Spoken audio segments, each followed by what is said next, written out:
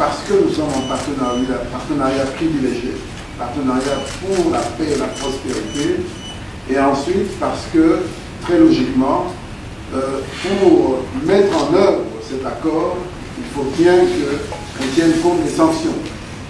Parce que cet accord, la mise en œuvre de cet accord suppose une ultime transaction avec Dan Gettler, et donc dès lors qu'il est sous sanctions américaines, nous devons en tenir compte, surtout lorsque ces sanctions viennent de notre partenaire privilégié, partenaire qui, par les mêmes sanctions, nous a aidé à progresser dans notre marche. Donc, ne vous inquiétez pas pour cela. Nous avons agi en responsable et ça a pris du temps parce que nous sommes deux administrations et nous avons pris le temps de travailler pour être sûr que nous nous comprenons sur l'essentiel.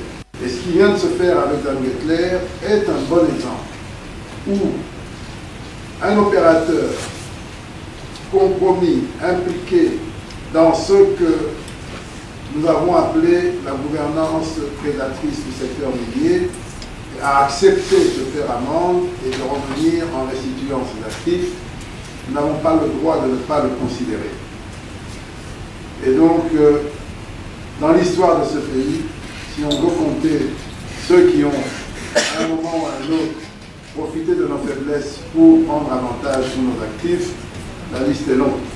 Dès lors que nous avons récupéré nos actifs, dès lors que l'intéressé accepte de se retirer, nous n'avons plus intérêt pour les sanctions en tant que pays. Mais nous savons et nous reconnaissons que c'est la responsabilité des États-Unis. Ce sera à eux de prendre leurs décisions comme ils pourront la prendre.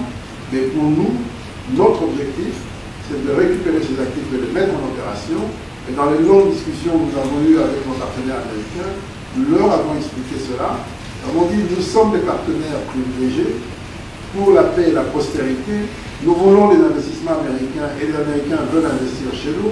Et donc, aujourd'hui, on a des actifs importants et stratégiques qu'on doit mettre en opération. Ce serait quand même contradictoire que le processus des sanctions américaines empêche ces investissements massifs, alors que les deux parties veulent qu'il y ait un accroissement des investissements au profit de la RDC.